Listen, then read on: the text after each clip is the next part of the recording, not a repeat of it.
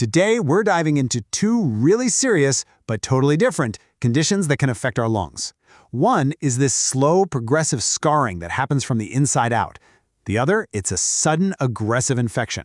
Knowing the difference between them is absolutely critical, so let's get right into it. You know, it's a really important question. Our lungs are designed to be incredibly resilient, but what happens when that healing process just breaks down? Or when a nasty infection decides to set up shop? The answers to those questions take us down two completely different paths of lung disease. All right, here's our game plan. First, we'll introduce these two core threats. Then, we're going to do a deep dive into the permanent scarring of pulmonary fibrosis and how doctors even begin to manage it. After that, we'll switch gears and talk about the acute infection, Empyema. And finally, we'll wrap it all up with the single most important takeaway. Okay, so first things first, let's really nail down the fundamental difference between these two conditions right from the get-go.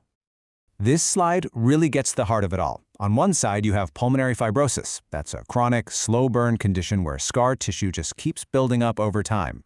And on the other side, you've got emphysema, which is an acute, sudden event that's all about an active infection. So think of it this way, a chronic process versus an acute event. Two totally different worlds.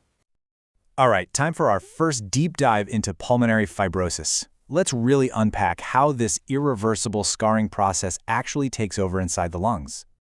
The easiest way to think about pulmonary fibrosis is like this. You know how when you get a cut on your skin, it heals with a scar? Well, imagine that same exact thing happening over and over and over again deep inside your lungs.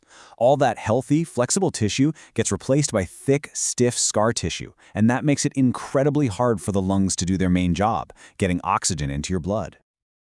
So here's the tragic chain of events. It all starts with some kind of injury to those tiny little air sacs, the alveoli. This kicks off an inflammatory response that just doesn't stop. And instead of healing up nicely, the body starts laying down this fibrous scar tissue. Eventually, that scar tissue gets so thick and stiff that it physically stops the lungs from working the way they should. So what could possibly trigger that first injury? Well, there are a whole bunch of potential culprits. It could be genetic, something you inherited. It might be triggered by environmental stuff, like breathing in wood or metal dust. Sometimes it's viral illnesses, or even autoimmune disorders like lupus. But here's the really tricky part. A lot of the time, doctors never find a specific cause. That's what they call idiopathic pulmonary fibrosis. You know, the signs of this scarring can be pretty subtle at first. The big one is shortness of breath that just keeps getting worse over time. A doctor listening with a stethoscope might hear a sound they call inspiratory crackles. And sometimes a very distinct physical sign called clubbing can appear where the fingertips get wider and rounder. This is a really sobering number, 4 years. On average, that's the time from diagnosis until the lungs decline to the point of respiratory failure. It just underscores the absolutely relentless nature of this disease. So, given how serious this is, what's the path forward? Let's take a look at how this incredibly complex condition is actually identified and managed. You know, diagnosing PF can be really tricky because a lot of its symptoms look like other lung diseases. So how do doctors figure out that what they're dealing with is actually fibrosis?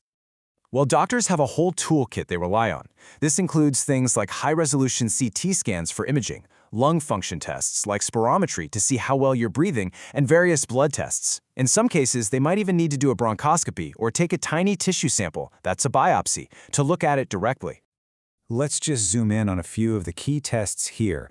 The CT scan gives this incredibly detailed picture of the scarring pattern in the lungs. Spirometry is super important. It confirms that the condition is restrictive, which basically means the lungs have gotten so stiff they can't fully expand to take in air. And then, of course, the lung biopsy is the gold standard because it lets doctors see the fibrosis right there under a microscope. Now, there's no cure for PF, so management is all about a multi-pronged attack. There are antifibrotic medications like pirfenidone and nintedanib, which can help slow down the scarring process. Then you have things like oxygen therapy and pulmonary rehab to manage symptoms. And for some patients, a lung transplant becomes the final and only option. Okay, now we're going to make a hard pivot. We're moving away from that chronic scarring process to talk about the second threat we mentioned at the top, empyema. And as you're about to see, this is a whole different beast. Empyema, to put it simply, is a pocket of pus. It's a collection of infected fluid that gets trapped in what's called the pleural space, that really thin gap between the outside of your lungs and the inside of your chest wall. And here's the absolute crucial difference from fibrosis.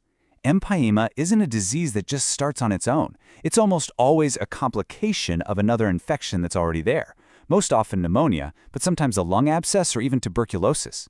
That first infection is what seeds this pocket of pus. And because it's an acute infection, the treatment is completely different. There are two main goals. First, drain that pus out, usually with a chest tube or maybe surgery. And second, kill the bacteria causing the problem with powerful antibiotics.